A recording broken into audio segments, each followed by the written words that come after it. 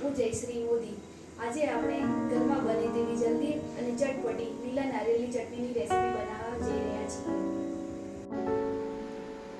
આપણે લીલું નારિયેળ લીધું છે, દહીં લીધું છે, આબોરું ખાંડ લઈ લીધું છે, મરચાં લીધા છે, આખું જીરું લઈ લીધું છે અને પુદીનાના 2-4 પાન લઈ લીધા છે। હવે આપણે લીલા નારિયેળને મિક્સરના જારામાં નાખી દઈએ અને તેના અંદર મરચાં કટિંગ કરીને નાખી દઈએ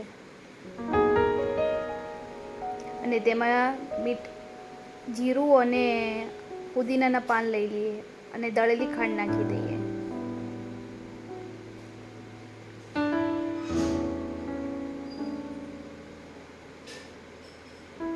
અને તેમાં સ્વાદ અનુસાર મીઠું નાખી દઈએ અને તેમાં દહીં નાખી દઈએ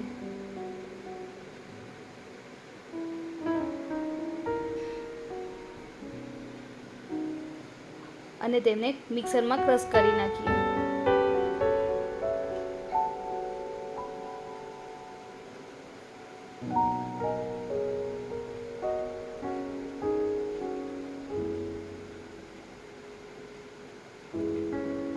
હવે આપણી ચટણી પીસાઈ જ ગઈ છે તો તેને એક બાઉલમાં નીકાળી દઈએ।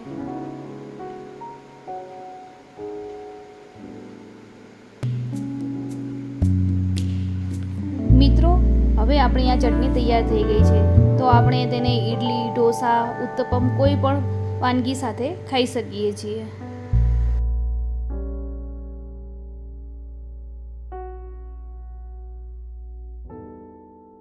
મિત્રો, તમને અમારા લીલા નારિયેળની ચટણીની રેસીપી કેવી લાગી? જો સારી લાગી હોય તો અમારી ચેનલ